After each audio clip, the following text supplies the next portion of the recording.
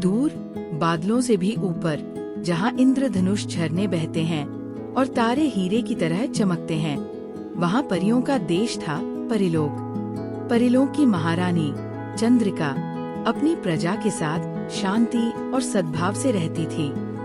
उनकी सबसे प्यारी प्रजा में से एक थी गुलाबी परी, जिसका नाम था गुलनार।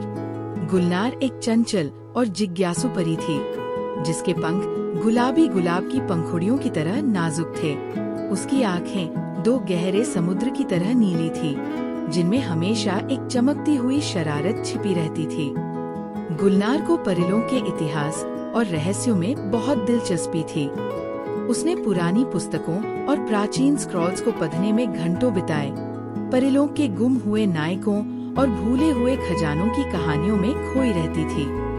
एक दिन गुलनार पुस्तकालय में एक बहुत पुरानी, धूल से सनी किताब खोज रही थी। किताब इतनी पुरानी थी कि उसके पन्ने भूरे और कमजोर हो गए थे। जब गुलनार ने उसे खोला तो एक छोटा सा पीला नक्शा गिर गया। नक्शा परिलोक के एक अनजाने हिस्से का था, जहाँ घने जंगल और ऊंचे पहाड़ थे। गुलनार ने नक्शे को ध्यान से देखा।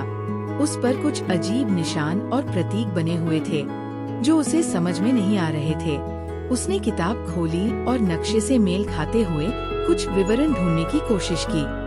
कुछ देर पढ़ने के बाद गुलनार को एहसास हुआ कि ये नक्शा सूर्यमनीस का है, एक ऐसा खजाना जिसके बारे में सिर्फ किंवदंतियां ही सुनाई जाती थी। सूर्यमनी एक जादुई रत्न था, जिसके बारे में कहा जाता था कि उसमें परिलोक की सारी शक्ति और प्रकाश समाहित है।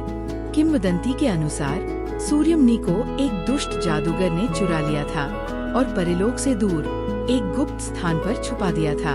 अगर सूर्यमनी वापस परिलोक में आ जाता तो परिलोक हमेशा के लिए सुरक्षित हो जाता और कभी भी अंधेरे से नहीं घिरता। गुलनार का दिल उत्साह से धड़कने लगा। उसने फैसला किया कि वह सूर्यमनी को खोजने जाएगी और उसे परिलोक वापस लाएगी। ये एक खतरनाक यात्रा थी, जिसके बारे में उसे पता था, लेकिन गुलनार के अंदर की साहसिक भावना उसे रोक नहीं पाई। उसने महारानी चंद्रिका से जाकर अपनी योजना बताई। महारानी चंद्रिका गुलनार की बहादुरी और परिलोक के प्रति उसकी निष्ठा से बहुत प्रभावित हुई।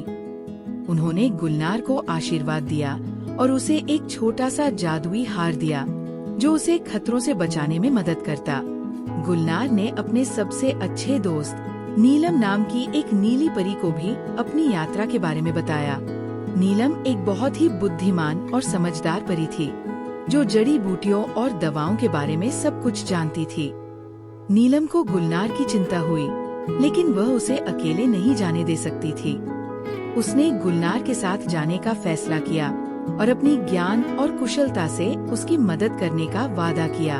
अगली सुबह गुलनार और नीलम अपनी यात्रा पर निकल पड़ी।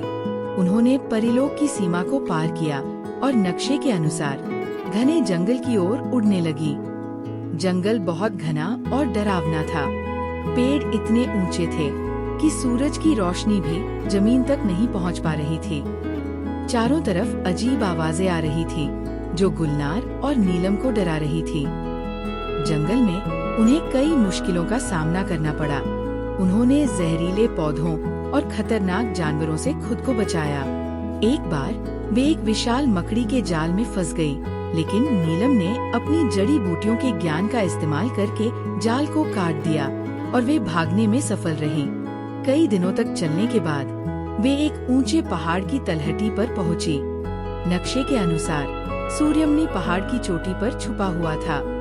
पहाड़ पर चढ़ना बहुत मुश्किल था। चट्टानें तीखी और फिसलन भरी थीं और हवा बहुत ठंडी थी। जैसे जैसे वे ऊपर चढ़ रही थी, उन्हें एक अजीब प्राणी मिला, एक छोटा भूरा बौना। बौना बहुत दुखी लग रहा था। उसने गुलनार और नीलम को बताया कि उसका घर एक आग लगने के कारण नष्ट हो गया है और वह अब बेघर है। गुलनार और नीलम को बौने पर बहुत दया आई। उन्होंने अपनी जादुई शक्तियों का इस्तेमाल करके बौने के लिए एक नया घर बनाया। बौना बहुत खुश हुआ और उसने उन्हें सूर्यमनी तक पहुंचने का गुप्त रास्ता बताया। बौने के बताए रास्ते से गुलनार और नीलम पहाड़ की चोटी पर पहुंचने में सफल रहीं। वहाँ उन्हें एक पुरानी पत्थर की गुफा मिली। गुफा के अंदर अंधेरा और ठंडा था। गुलनार ने अपनी जादुई शक्ति का इस्तेमाल करके गुफा में रोशनी की। गुफा के अंदर उन्हें एक विशाल पत्थर का दरवाजा मिला।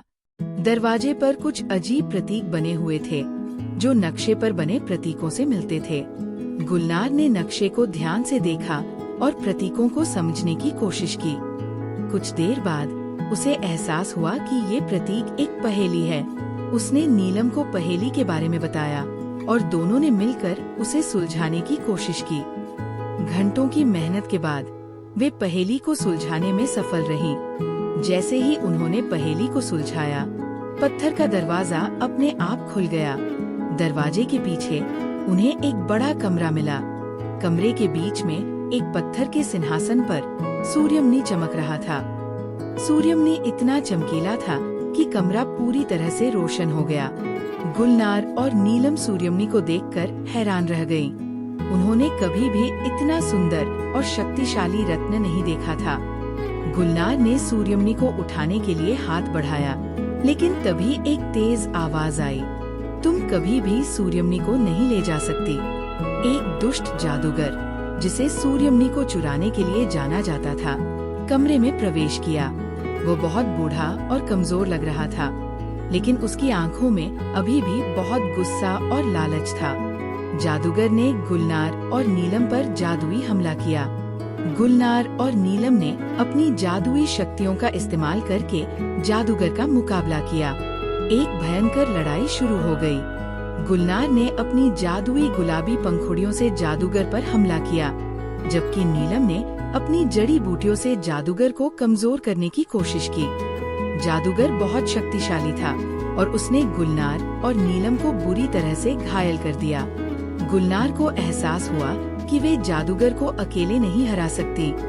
उसने महारानी चंद्रिका द्वारा दिए गए जादुई हार को याद किया। उसने हार को उठाया और अपनी सारी जादुई शक्ति उसमें डाल दी।